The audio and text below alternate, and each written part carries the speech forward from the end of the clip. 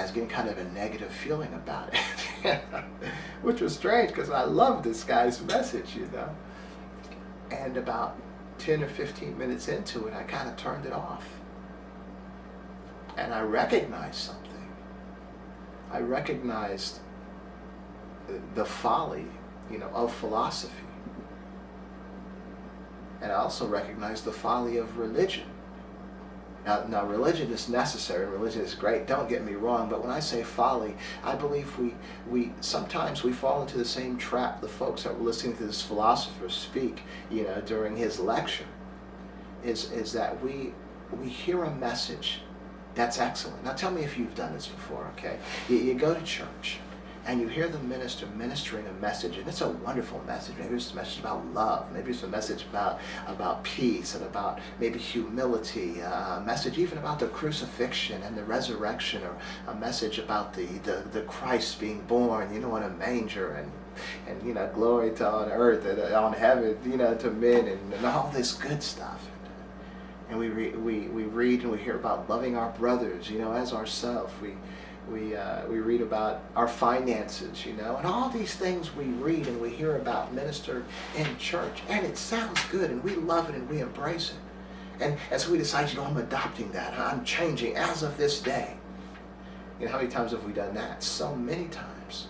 And then we go home, you know, all motivated and all brand new. And it's not long before we revert back to the person that we were before we heard that message. And so this is what we're going to discuss today, because we want to be well. We go to church every week, and sometimes a couple times a week, or we go to lectures, we go to seminars, we go to see motivational speakers, we go to conferences where we're told how to get rich, how to make money. We go to nutrition classes. We sign up at health, you know, places, you know, to work out. We do all these things because we have desires to be better, desires to do better. And when we hear somebody speaking and presenting, you know, a presentation to us, we gravitate toward that. We embrace that because we want what's best for ourselves. But the problem is that it very rarely works. And that's what we're going to discuss today, why it very rarely works. And maybe this is a good time to be giving this presentation because we're just before the New Year's. Now, unfortunately, you're watching this program probably about 2 weeks after the New Year because we already have programs scheduled to air. But maybe that's good, because maybe you're watching this program, you know, just a week or so after you've failed living up to some of your New Year's resolutions, okay? Or maybe you're watching this program 2 weeks after you didn't make a New Year's resolution because you don't want to go through, you know, the negativity of not having fulfilled, you know, your New Year's resolution. So whatever, I'm just believing this is the right time for you to be seeing this message. What I'm submitting to you today is that religion, the religious messages, philosophies, and all those things we just mentioned, motivational speakers, the health clubs, nutrition, you know, financial conferences, all that stuff, it's all well and good. But what it appeals to is our conscious thought, you know, because we decide, yeah, man, that does make sense, that's what I want to do. Well, where is that idea coming from, that this is what you want to do? It's coming from your conscience, of course, because you're awake and you're sitting up in there listening to a particular message. And we embrace that. But what happens when we go home? What happens as we go on in life? We end up failing. We end up not fulfilling that which we embrace, that which we thought sounded so good. Now it still sounds good, and we know that it's right, you know. And but we just don't do what we know we need to do. Why? Because it's up here, it's conscious. This is where we're hearing it. This is where we're listening. This is where it's touched us, and this is where we've decided to embrace and you know, walk in this truth. What I want to suggest today is what we are driven by are not our conscious thoughts. I mean, in a certain way we are. You know, we go to work, we eat, we do things that have to be done because we consciously know they have to be done.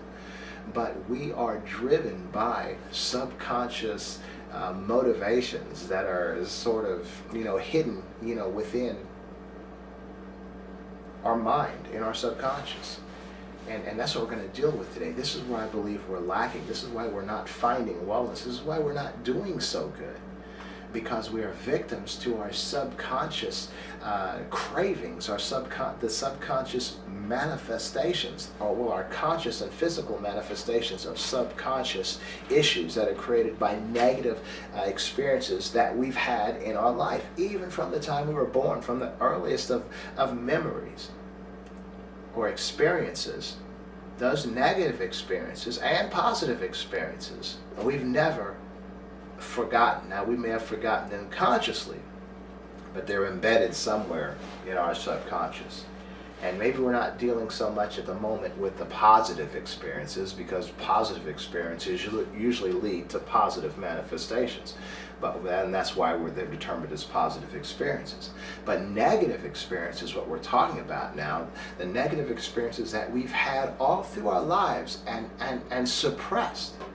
Now you might say, well, why have we suppressed them? Well, maybe as children. You might have had terrible situations, things that just couldn't be understood, things that were so hurtful, that were so terrible, that they couldn't be processed, they couldn't be rationalized out. And so we just forget them. They're suppressed, they're buried in our conscience. And all through life we have situations like that, maybe not so traumatic, as some of those things that children have to go through, but whatever we go through, whether they're hurts, whether they're pains, the betrayal of a husband or a wife, the betrayal of a parent, the betrayal of a sibling or a friend, or racial injustices done, sexist injustices done, whatever kind of injustices done to us. Now we have to continue on with life, so we can't simply dwell on those issues, so we put them in the back of our memory. We subconsciously suppress them, because they can't be processed, they can't be dealt with right now. A positive conclusion cannot come as a result of that information, that experience that we've had to deal with. So it's suppressed. Now the problem is that we suppress, that these suppressions that, how can I put this? Man, I have so much, to tell you, but we're going to take this. The problem is that although we may suppress certain information, certain experiences, so we don't have to deal with them right now, they're still having seeping and lingering, manifesting effects in our lives. And what I'm suggesting today, of course, I don't know you and whatever you've gone through, but the reality is, if you believe that we're created by a loving God, to be the fullest, to live the life fullest, abundantly, and everlasting that we could, we were not created to suffer with a lot of the ills that we're suffering with. We wouldn't be smoking cigarettes, which is against our health. We wouldn't be doing addictive things, which is not good for us. We wouldn't be overeating. We wouldn't be negative toward others or negative to ourselves. This world, this planet would be functioning in love and harmony, but it's not. Because each of us are suffering, are being driven by motivations that are less than positive, that are causing us to do things and be things that we shouldn't do or be. That's why when Jesus tells us, he tells us to love God with all of our heart and to love each other. And we, especially as believers, say, well, nobody can really do that. Lucky thing for grace, I'm not perfect, I'm just forgiven. We sort of just said, forget it, Jesus. You may have told us, commanded us to do these things, but as human beings, we can't do them. And so what I'm submitting to you today is Jesus wouldn't have commanded us to love God with all of our heart, not just part of our heart, but all of our heart, and to love each other, love our fellow men, love your neighbor as yourself, if he didn't think we should do it. Now, why would Jesus command us to do these two things that we couldn't do? He wouldn't. We can do them, but not in our current state. And that's what we're going to talk about today. We need to find some wellness. We need more than simply reading the Bible, listening to the preacher, telling us what we should be, embracing the truth in what we should be, and then not doing it, and then simply writing it off. Well, I can't because I'm a human. I'm forgiven. What is the point? Okay? The point is we can be well. The point is we can be better. But the way that we've been addressing our wellness, trying to be well, it's consciously just hearing a preacher or consciously reading, there's more to us than that, okay? And that's what we're going to discuss today, how to be well. Because we want to be well. We want to do well. And I'm telling you, we listen to the preacher, okay, I want my finances to be well, okay? And so what I'm going to do is, and so we try to work out these little exercises to make ourselves well. Okay, well, I'll pay tithe regularly.